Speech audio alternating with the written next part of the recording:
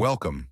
As you settle into your bed tonight, allow your mind to drift backward in time to a place both familiar and distant, a land of vast rivers, dense forests, fertile plains, and bustling cities, a land called India. Tonight's story takes us into the long shadow of empire, into the period of the British Raj. It is an era remembered for railways and red-coated officials, for famine and fortune, for quiet suffering and grand display. A time when ordinary lives were lived under extraordinary pressures. In the next 2 hours, we will move gently through four different perspectives. We will first imagine what it was like to be a peasant, working the soil, paying taxes, and enduring the weight of colonial rule. Then we will shift into the drama of rebellion, the great uprising of 1857 that shook both Britain and India. We will explore the story of a jewel, the Koh-i-Noor diamond, and the mysteries and myths surrounding it. And finally, we will step into the hushed rooms of the colonial clubs, where the British elite sipped their tea and played their games, far removed from the hardships outside. There is no need to hold tightly to each detail. Let the words wash over you as a soft stream. If your thoughts wander, that is perfectly fine. History, after all, is not only a list of facts, but also a rhythm of lives lived long before ours. And so, let us begin. Imagine yourself not as a ruler, not as a merchant, not even as a soldier, but as a simple farmer in the Indian countryside around the middle of the 19th century. Your world is one of seasons, of soil and seed, of floods and droughts. Every morning begins in the dim light, when the air is still heavy with mist.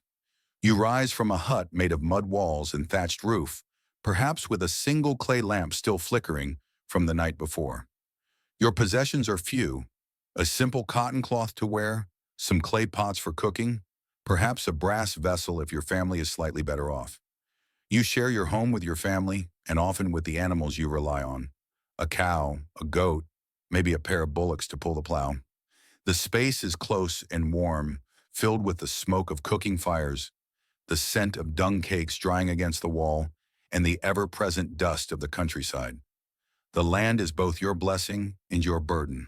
In earlier centuries, villages were largely self-sufficient. Crops like wheat, millet, or rice provided food for the household, with any surplus used for trade. Under the Raj, things began to shift. The British administrators encouraged and often forced peasants to grow cash crops: cotton for British mills, indigo for dyes, opium for export to China. These crops fetched money but left less land for food. The soil itself seemed to rebel at times, growing thin and exhausted from repeated planting. The tax collector arrives with unwavering regularity. Whether the rains are good or the monsoon fails, taxes are expected in full. They must be paid not in grain, but in cash. If you have none, you borrow from the village moneylender, who notes down the debt in careful script. Over time, the debt grows heavier until it is almost impossible to escape. Imagine the weight of working day after day, season after season, knowing that much of what you harvest will never truly be yours. Famines come like unwelcome guests, unpredictable but devastating. The failure of the rains means empty fields, and empty fields mean hunger. Grain merchants, sensing scarcity, raise their prices. The government, focused on maintaining order and revenue, often responds too slowly. In some years, entire regions are marked by the quiet suffering of millions. Fields dry and cracked, rivers thin, villages reduced to silence, and yet daily life continues. You walk to the fields at dawn, bare feet pressing into the soil. You guide the plow behind your bullocks. You pause to drink water from a clay pot, warm already in the morning sun. You hear the distant sounds of temple bells or the calls to prayer, reminders that faith and ritual endure even under hardship. The rhythm of life is steady, repeating, planting, weeding, harvesting. Festivals break the monotony with colors, songs, and shared meals. Small bursts of joy in a life otherwise dictated by labor and uncertainty. The family gathers in the evenings, eating simple food: lentils, flatbread, perhaps some vegetables if the season has been kind. Children play with small clay toys, imitating the work of their parents. The old tell stories under the fading light, weaving myths and memories together. You live close to the edge of survival, and yet, in that closeness, there is community. Neighbors help each other, sharing tools, labor, and food when possible. There is comfort in belonging to a village, to a caste, to a tradition stretching back generations. But over it all looms the presence of empire, invisible at times, yet always felt like a shadow across the fields. And as the night falls, you return to your hut, body weary, mind clouded with worries of debt and harvest. You sleep lightly, for tomorrow the work will begin again. The rhythm of your life is endless, unchanging, and bound by forces far beyond your control. This was the life of millions, lives too often left out of the grand stories of empire, but essential to understanding what the British Raj truly meant. From the quiet rhythms of the village, let us move now into a very different soundscape. Not the soft creak of a plow in the fields, but the distant echo of drums, the clamor of marching feet, and the hushed whispers of rebellion. It is the year 1857. The British East India Company has ruled large parts of India for more than a century. Its officers wear crisp uniforms, its clerks keep endless ledgers, and its soldiers, both British and Indian, enforce its commands. But beneath the surface of this order, discontent runs deep. For years, Indian soldiers, known as sepoys, had filled the ranks of the company's army. They marched, drilled, and fought, sometimes far from home. They wore uniforms not their own and answered to officers who rarely spoke their language. At first, many joined willingly, seeking steady pay. But gradually grievances piled up. Wages seemed too low, promotions were limited, traditions were disregarded. And then came the spark. In early 1857, rumors spread among the sepoys that the cartridges of their new rifles were greased with the fat of cows and pigs. To load the rifle, a soldier had to bite open the cartridge, an act that could defile Hindus, for whom the cow is sacred, and Muslims, for whom the pig is forbidden. The cartridges became symbols of disrespect, of intrusion into faith, of a deeper mistrust that had long been growing. Imagine the unease in the barracks. Sepoys sit together in dim lamplight, voices low, repeating the rumors again and again. Each retelling makes the fear sharper. The idea that their traditions, their very identities were being ignored or trampled upon. Some hesitate, others grow angrier. The line between loyalty and defiance begins to blur. When the revolt began in May, it spread with a force that surprised both rebels and rulers. In the city of Meerut, sepoys refused their cartridges. Punishment followed swiftly. Men stripped of their uniforms, humiliated before their comrades. But instead of breaking their spirit, it ignited rebellion. Soldiers turned against their officers, the uprising spreading like wildfire. The road to Delhi became a river of movement, sepoys, villagers, and discontented nobles joining together. Delhi, the old Mughal capital, became a symbol. The aging emperor, Bahadur Shah II, once a figure of poetry and quiet retreat, was suddenly proclaimed as the leader of the rebellion. Imagine the noise within the crumbling red fort, messengers arriving breathless, proclamations read aloud, old banners unfurled after years of dust. For a brief moment, it seemed as if the Mughal throne might rise again. The uprising was not one thing but many. In some regions, it was the sepoys who rose first. In others, peasants joined in, angry at heavy taxes and land seizures. In still others, princes who had lost their power to the company saw a chance to reclaim their kingdoms. Each group had its own reasons, its own hopes. Together, they created a storm that shook the empire. For the British, the months that followed were marked by fear, confusion, and brutal determination. In cities like Kanpur and Lucknow, sieges and battles dragged on in the summer heat. Entire communities were caught between rebel and ruler, survival uncertain from one day to the next. Imagine the streets of Lucknow during the siege. Houses shuttered, wells guarded, families huddled in dim rooms as cannon fire echoed in the distance. Supplies dwindled, and each day blurred into the next. The sound of gunfire, the smell of smoke, the taste of hunger. By 1858, the revolt was slowly crushed. The British brought reinforcements, their discipline and resources overwhelming the scattered rebels. Villages were punished, leaders captured, and Delhi itself retaken. The emperor, frail and bewildered, was exiled to Burma, never to see his city again. The cost was immense. Lives were lost on all sides, cities scarred, trust broken. The company's rule came to an end, and governance of India passed directly to the British crown. Queen Victoria was declared Empress of India, and a new phase of the Raj began. And yet the revolt left its mark. To some it was a mutiny, a rebellion of soldiers against their officers. To others it was the first war of independence, a collective cry against oppression. Even today its memory lingers, a story both of failure and of resistance. For those who lived through it, however, it was neither abstract nor symbolic. It was hunger and uncertainty. It was families divided. It was the sudden disruption of ordinary lives. A reminder that history is not only battles and treaties, but also the countless quiet sufferings of those caught in the tide. From this moment of fire and upheaval, let us now turn to something glittering, mysterious, and almost otherworldly.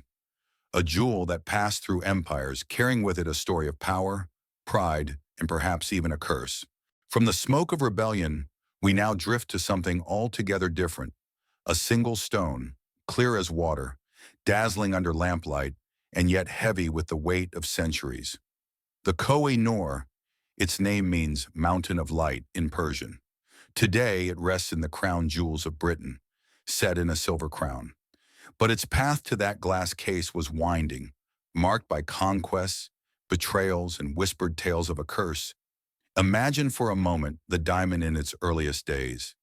Its origins are uncertain, but many believe it was mined in the rich alluvial deposits of Golconda in southern India, where for centuries diamonds were found shimmering in riverbeds. Unlike modern diamonds cut into brilliance, the Koh-i-Noor in its early form was large, uncut, and uneven, yet mesmerizing. To hold it was to hold a piece of the earth that seemed almost alive. Over time, it passed through the hands of kings and conquerors. It glittered in the Mughal treasury, where it was once placed into the peacock throne of Shah Jahan, a throne of gold and gems so lavish it seemed like a vision. Imagine the cool halls of the Mughal court, the diamond catching the light as courtiers bowed low, the stone both a decoration and a declaration of power. But no jewel, however bright, is safe from the turbulence of history. As empires fell, the Koh-i-Noor was taken again and again. Nadir Shah of Persia carried it away in the 18th century after sacking Delhi, its name given during this time. Later it moved to Afghanistan, guarded fiercely by rulers who understood its symbolism. Eventually it came into the possession of the Sikh Empire, where Maharaja Ranjit Singh kept it among his most treasured possessions in Lahore. Whispers of a curse surrounded it. Some said that no man who wore the diamond would rule in peace, that it brought misfortune, downfall, or death. Yet still, rulers displayed it, believing it a talisman of power. Perhaps it was not the diamond itself, but the endless struggle to possess it that brought sorrow. When the British annexed Punjab in 1849, the diamond was formally handed over to Queen Victoria. Packed carefully, it made its way across seas to London, where it was displayed to curious crowds at the Great Exhibition of 1851. But under the grey light of England, it seemed less dazzling than promised. Visitors murmured their disappointment, so the diamond was recut, shaped into a brilliant oval, sacrificing size for sparkle. The old, uneven form was gone forever, replaced by precision and symmetry. Even so, its aura remained. Today it sits in the Tower of London, a polished stone behind glass, its past stripped of much but its shine. Yet behind that stillness lies centuries of movement, from riverbeds to thrones, from battles to showcases. Imagine yourself walking slowly past the glass, the diamond glimmering under soft light. You see only the surface, but if you look closer, you might sense the faint echoes of courts, tents, palaces, and ships. The whispers of kings and queens, of soldiers and jewelers, all bound by this one stone. The Koh-i-Noor is not merely an object of beauty, it is a symbol of empire, of conquest, of desire that could not be satisfied. It represents the strange way a single piece of earth can carry the ambitions of generations. And so, from this jewel of light, Let us drift now to the world of those who claimed ownership of such treasures, the colonial elite of the Raj. Their lives, in contrast to the peasants' struggle and the sepoys' rebellion, were steeped in rituals of comfort, privilege, and rigid codes. To enter their world is to step into drawing rooms lit by oil lamps, where the clink of teacups blends with the soft sounds of distant polo matches. From the glitter of a jewel, let us shift now into a quieter, more ordered world. Imagine soft lawns trimmed neatly, shaded verandas, and the low hum of ceiling fans turning slowly against the warm evening air. This was the domain of the colonial elite, the British officers, the administrators, and their families who lived in India under the Raj. For them, daily life was carefully choreographed. There were strict codes of behavior, unspoken rules of who could belong and who could not. At the very center of this life were the clubs. These were not clubs in the modern sense of casual gathering places. They were institutions, exclusive, carefully maintained, and symbolic of the social order. Imagine yourself walking up the steps of one of these clubs in Calcutta, or Bombay, or Simla, the summer capital high in the cool Himalayan hills. White pillars rise before you, the sound of horse-drawn carriages arriving in the gravel drive. Inside, the air is heavy with the smell of polished wood and cigar smoke. Soft leather chairs line the rooms. Portraits of long-dead governors stare down from the walls. The rituals here were slow, deliberate. Afternoon tea was not merely a drink, but a performance. Fine porcelain cups clinked gently on saucers. Conversations were subdued, careful, revolving around the progress of the monsoon, the latest transfers of officers, or news from London. The tone was never hurried, always measured, a rhythm designed to reassure those far from home that their world was still intact. Beyond tea, there were games: polo on green fields, cricket matches under the blazing sun, tennis on clay courts. These games were not only entertainment, but affirmations of hierarchy, symbols of belonging to a world of discipline and control. Evenings often ended with dances, the music of string ensembles floating softly into the night, uniforms gleaming, gowns brushing across polished floors. But beneath the polished surface lay divisions as rigid as stone. These clubs were for the colonial elite only. Indian princes and nobles, however wealthy, were often excluded. Indian professionals, doctors, lawyers, judges, who might have been welcome in drawing rooms in London, were kept outside the gates in their own land. The club was a sanctuary of separation, designed to preserve an illusion of superiority, a small replica of England transplanted to foreign soil. Still, even within the British community, life was not all ease. The climate weighed heavily. The long summers brought relentless heat, the kind that pressed on the body until every movement felt slow. Illness was constant: malaria, cholera, fevers that swept through households despite the careful rituals of hygiene. Letters from home traveled slowly, and many lived with the ache of distance, waiting months for news from loved ones in Britain. Yet for the colonial elite, the privileges were undeniable. Servants attended to every detail. Meals appeared precisely on time. Clothes were pressed, boots polished, beds made with crisp sheets. The comforts of empire created a cushion that insulated them from the harsher realities faced by those outside the club walls. Imagine yourself sitting on the veranda of one of these clubs, the sun dipping low, the air cooling slightly. The sound of a distant bugle signals the end of the day. In the distance, the city stirs, markets bustling, carriages rattling, children playing in narrow lanes. But here, in this small enclave, time seems to slow. The laughter is soft, the clinking of glass is unhurried, the illusion of permanence carefully maintained. It was a world of contrasts. Outside, millions struggled under the weight of taxes, famines, and forced crops. Inside, a few hundred enjoyed an existence built upon comfort and separation. To understand the Raj is to hold both images together: the hard life of the peasant in the fields and the quiet rituals of tea in the clubs. And as we draw this journey to a close, let us reflect on these contrasts. History is rarely one story, but many. It is the toil of farmers and the pride of kings, the fire of rebellion and the stillness of jewels, the clamor of the streets and the hush of drawing rooms. Together they form the tapestry of the British Raj, a world both ordinary and extraordinary, harsh and refined, oppressive and elegant. And now as you rest, you may let these stories settle softly in your mind. The peasants in the fields, the soldiers in revolt, the jewel traveling across empires, the elites sipping tea on shaded verandas, all are gone now, shadows in the past. Their lives were filled with struggle, ritual, ambition, and survival. Yours in this quiet moment is filled with something else entirely: stillness, calm, and the simple comfort of the present. As you breathe slowly, you may feel grateful that you need not plow a field in the hot sun, nor march in rebellion, nor guard a cursed diamond, nor sit stiffly under the codes of a colonial club. Instead, you are here, resting, wrapped in your own comforts, the weight of history transformed into a gentle story. And with that, we leave the Raj behind, its hardships, its splendor, its mysteries, letting them fade into the background, like the soft hum of a distant memory. May the echoes of history guide you gently towards sleep,